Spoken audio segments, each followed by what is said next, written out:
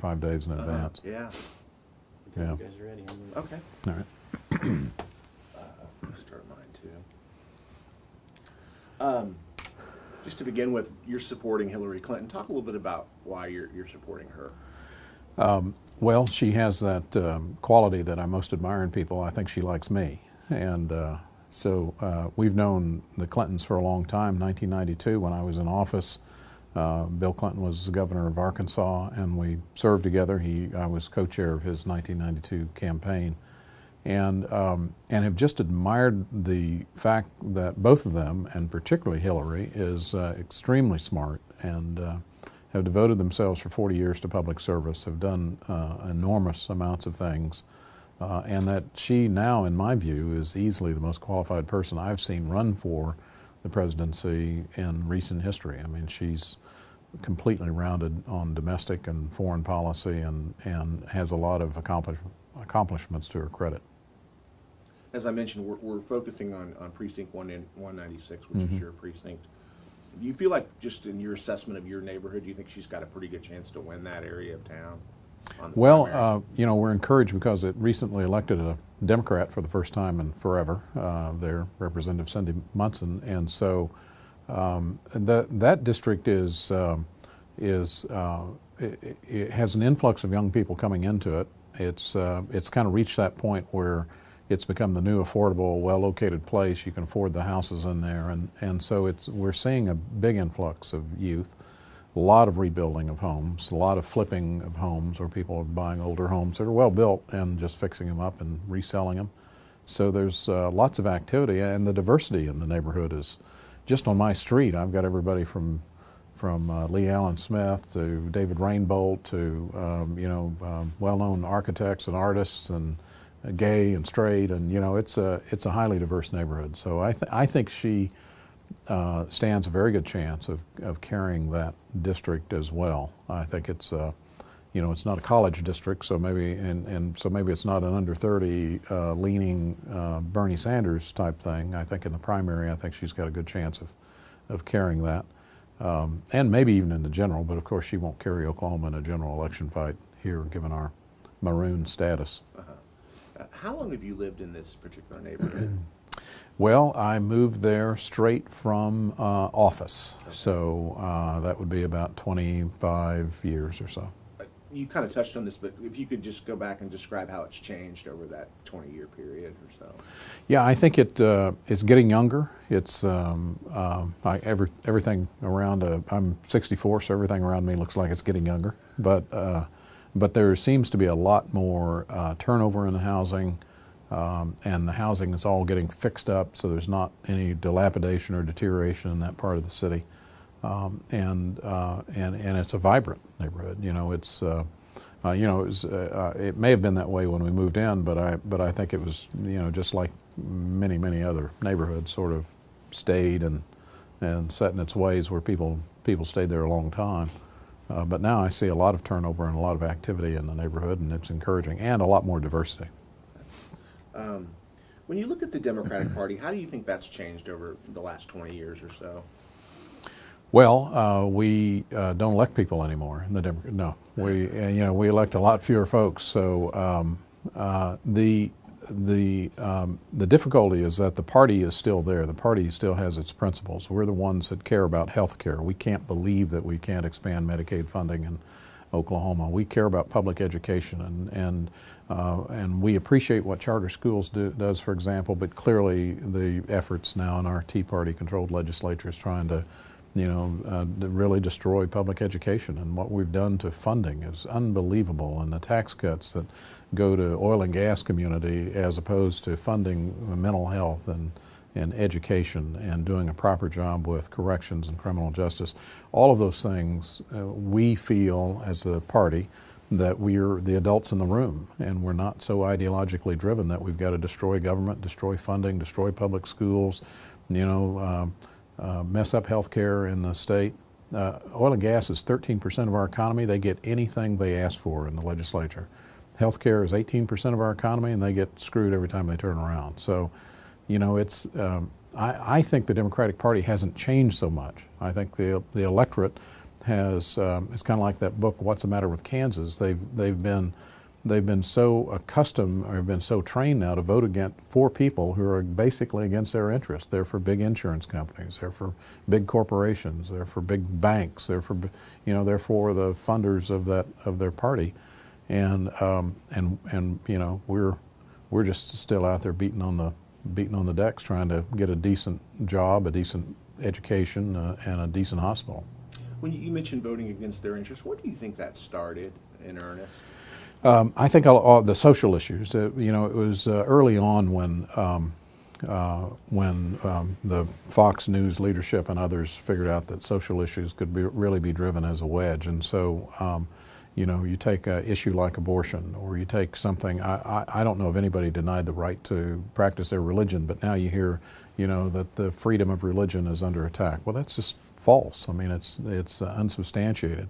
Now we figured out we can terrorize people with terrorism, that can play into the hands of a relatively small group of hooligans and criminals and thugs and primitive terrorists. We play into their hands by using it as an issue to scare the pants off people into thinking that that one party's weak and the other party's strong. When in fact, we've had more people subscribing to right-wing policies. We've had more deaths due to shooters who subscribe to right-wing policies than subscribe to Islam or Muslim or terrorist activities in the United States and over the last since 2008. The numbers are higher.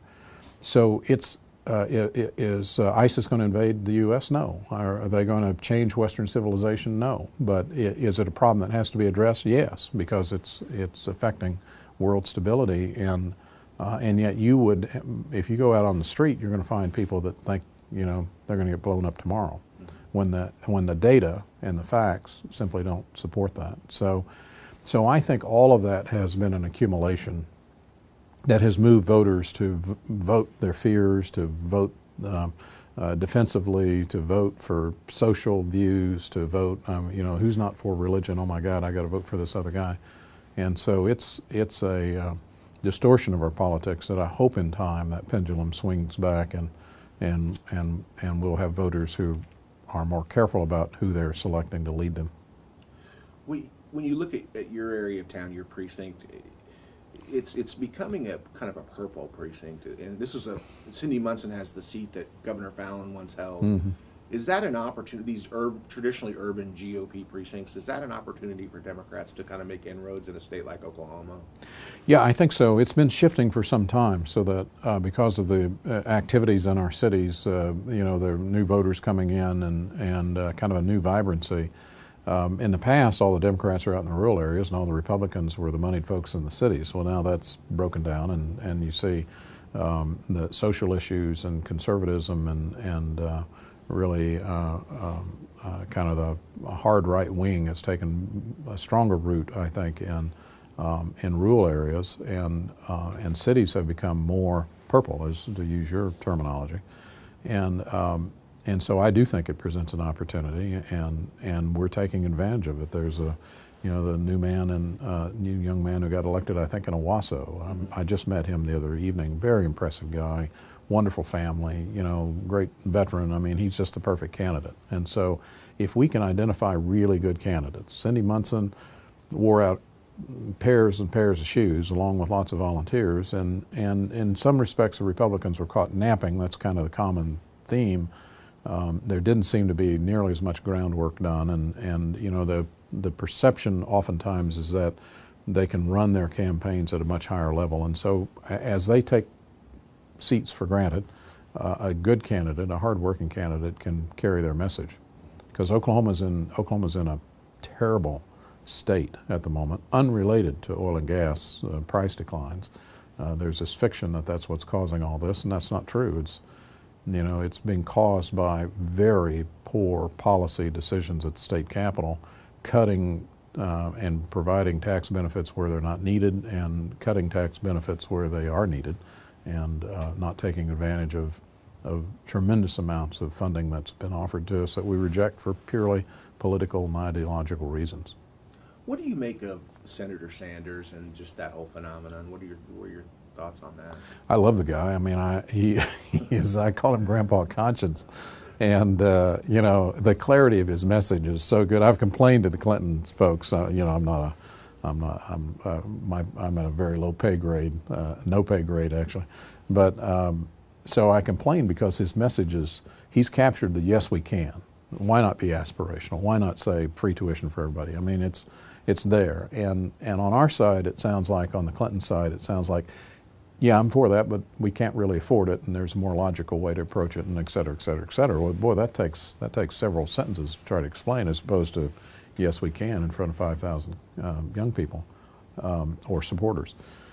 So I like the fact that he's delivered this clear message, that he has set some aspirational goals for the party. Of course, you know, we should expand higher education so that more people have the opportunity to do that. But does that mean that we're going to subsidize through our tax dollars tuition for rich kids that can easily afford it? Or should we concentrate on those people that can't afford it? Should we make student debt a lot easier to deal with? It's the only form of debt that can't be refinanced. And if you refinanced it today, every student that has debt would save thousands of dollars every year. And so, you know, there's lots of things that can be done to really break down those barriers. And what I like about Hillary, in addition to being the most qualified person ever to offer herself for the presidency, and at least in recent history, I'm not going to go back to ancient times, but she's got a very practical approach to it, and she's got a broad breadth of wanting to break down the barriers, whether it's gender equality or minimum wage or health, the things that we're restricted by through health care, lots of different issues. The truth is the two of them aren't that different when it comes to progressive issues. It's who do you think is going to be, who's already been tested in these fights, who's going to be the strongest fighter, who's got the best capacity to get it done. I think that's far and away Hillary. But I love Bernie. I mean, I feel the burn. Kind of switching gears, what about the Republican side? Donald Trump, Ted Cruz, your thoughts on the field there? What are your thoughts? Just shocked that that party, the grand old party, is sitting here looking at now a decision between Donald Trump, Ted Cruz, and Marco Rubio. Marco Rubio looks to me like an empty suit. He looks like our John Edwards, you know, from a few elections ago, with really no accomplishments to his name, and a guy that can talk and looks good and is youthful. Ted Cruz, is, in my view, is scary. I mean, the guy I think actually believes the stuff he says. Now, I don't think Trump believes what he says, but Trump is holding up a mirror to our society that I think is very unflattering, and he appeals to the basest instincts. And that opportunity is always there for politicians. You've seen it with the right-wing parties in Europe already. And so here we are following their lead, seeing how quickly we can get to the bottom common denominator and throw out the values. Instead of making America great again, as they suggest, America's always been great. We've never not been great. I think the message the President says is we need to make America whole again. You know, President Clinton last night talked about this, and that doesn't mean being divisive and nasty and personal attacks and excluding religious faiths and all the crazy stuff that comes out of that. So I've been, since probably last December, I've been telling my Republican friends, much to their consternation, that I thought Trump would be the nominee. It looks like he's going to be the nominee. I think he can moderate himself with a good VP selection. I would guess that probably is Rubio. You know, that'd be a nice match for him to try to make up for the god-awful stuff he has said about Hispanics. And so I think he's not only going to be the nominee, I think he's a very serious threat in the general election, sadly. Winston Churchill once said the worst indictment of democracy is a 5-minute interview with the average voter. And I just hope that we can get people concentrating, focusing, and understanding that it would be an embarrassment, it would be tragic, it would be, you know, they want to upset the apple cart, you know, this is not the way to do it. How do you consume your news? Do you watch cable shows? Do you read the internet? Or what's your favorite way to get news about politics? I'm shocked that I couldn't understand Twitter. I got me a Twitter account. I just didn't get it for the longest time. Now I probably flip through Twitter You know, you can take that thumb and you just scan stuff, and before you know it, you've got all the principal stories, and you've got, you know, it's a wide scale depending on who you follow, of course. Cable news primarily. You know, I watch I watch MSNBC most frequently, and I listen to Fox News in the car because that's all I can stand. And I find it important to kind of understand what they're saying, because Roger Ailes is what I call an evil genius. You know, he has done such a number. He can raise your negatives no matter what. I mean, they have blown Benghazi and email and all the rest of this. In one sense, it's flattering. Is that all you got? Is that the best you've got? You got to make up stuff? I mean, surely you can do better than that. But they, you know, they can make up stuff and make it sound like they're axe murderers. And so I pay attention to Fox because their viewership is 5-6 times what MSNBC is. And now we've got MSNBC with Scarborough and Mika Brzezinski in the morning. They run the Hillary hate machine about as much as anybody. They're all for Donald Trump. Yeah. It's very frustrating. We lose our only progressive channel to Trump charm, I guess, or really not. It's not charm. It's Trump ratings. They're just trying to stay alive. There's still some good shows on in the evenings. That's when I usually try to watch. My evenings are just consumed. You know, Right. I hit it in the morning and maybe catch a little bit. I probably do as much internet during gaps and when I can get it, or I may catch a show late. You know, but again, it's frequently I'll catch MSNBC. That's all I have. Okay. All right. Anything you can work with there? Yeah, thank you. So how does this come out? What do you put it together, and you're going to do what with it? Part of it'll be on the our website with just a lot of video interviews and some. I think we may save it till the fall, but we're gonna do some interactive stuff where you can click on a part of the precinct in a video interview.